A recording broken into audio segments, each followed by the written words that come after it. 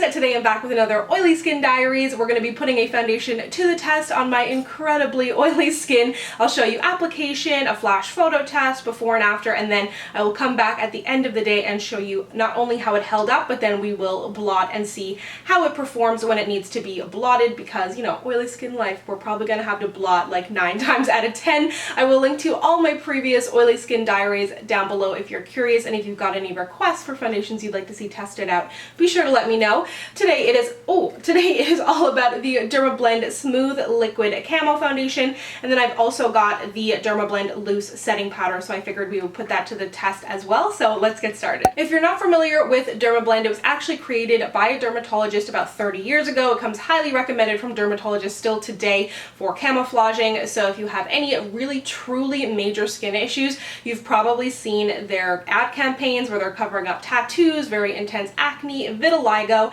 and basically their products, or some of their very high-end products, are specifically made for this purpose, but also they're not supposed to end up looking super cakey and like you've packed on a ton of makeup to cover up, you know, like your full sleeve or whatever it may be. But today we're going to be testing out, as I mentioned, the Smooth Liquid Camo, which is their medium coverage foundation. It comes in 15 different shades, which is awesome, and it has SPF 25.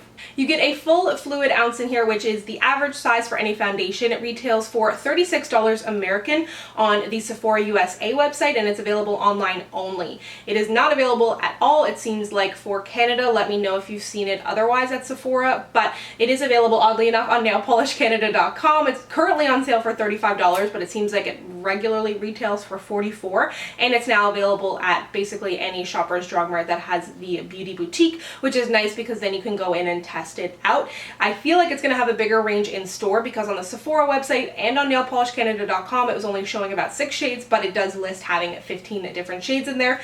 I'm going to go ahead and get into application now. I'm an NC42, NC43 for reference. My body is much darker than my face, but I'm going to do one half of my face with the Beauty Blender, the other half with a Real Techniques buffing brush. I'm not going to use any primer, any setting spray, but I am of course going to set my face because first of all I'm oily, and I also want to test out the loose setting powder. This setting powder comes with 28 grams or 1 ounce. On the Sephora America website it is retailing for $27. It wasn't on Nail Polish Canada, but I did find it on Amazon.ca, and it was also listed for $27. The Smooth Liquid Camo Foundation is a medium coverage liquid foundation. I'm wearing mine in the shade Copper 55W.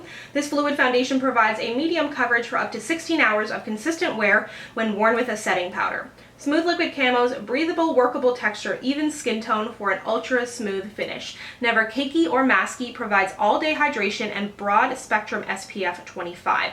It says that it camouflages redness, uneven skin tone, blemishes, hyperpigmentation, and freckles. The loose setting powder is made to set makeup and reinforce wearability for up to 16 hours of consistent color. Use the loose setting powder over any Dermablend foundation or concealer to lock in makeup, enhance wearability for up to 16 hours, and ensure smudge and transfer resistance. Great for all skin types and skin tones. It delivers medium to high coverage and leaves skin looking healthy and flawless. I'm wearing mine in the translucent or original formula. So I have the rest of my makeup on now. I used a Beauty Blender on this side and a buffing brush on this side from Real Techniques. I thought that I liked the Beauty Blender side better just because it applied so much faster, but when I looked up a little bit closer at my skin, I preferred the buffing brush side, but there was no real huge difference. So whatever you prefer, both methods of application will work.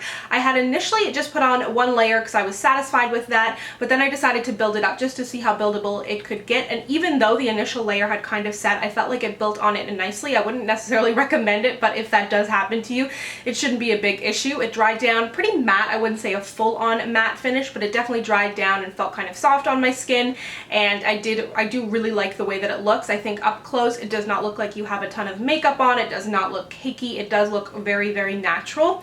I took a photo just of the foundation, and I wanted to show you if there was any flashback, and there didn't seem to be anything major, even though there is an SPF of 25. Then I took a flash photo test with just just the powder on my face to show you how the powder changes that. And there is a little bit of flashback in there on account of the powder, it seems. And then once I put on the bronzer, blush, highlight, all that good stuff, I took another flash photo test, and I thought that there was a little bit of flashback as well. When I took it in just my regular lighting, I didn't find that I had any major issues with it, but if you are going to be doing any flash photo, I'd probably skip out on that powder, or perhaps go with one of the tinted powders that come in the Dermablend line. But the powder feels super smooth. I use it to set my under eyes as well, so I've never really used like a high-end loose translucent powder, and I'm really happy with it. I think it looks really good in person. It all looks super natural, and I really like the coverage.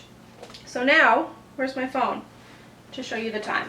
Do you find like you have this when you get ready in the morning, it's just like a whirlwind and you don't know where you put anything? Okay, so it is now 7:23, so I will check back with you guys at the end of the day. And I'm back. It is now 4:52. I've had this foundation on since about 7:30 this morning. Just got home from work. It's raining out. I had my hood up, or sorry, my scarf like up over my head. I don't feel like it wore off, except there's one little dot right here, which doesn't feel like it's something that wore off. I feel like maybe I wiped it, but it did not oxidize. It has not moved around. It feels super light on my skin. It does not feel oily at all.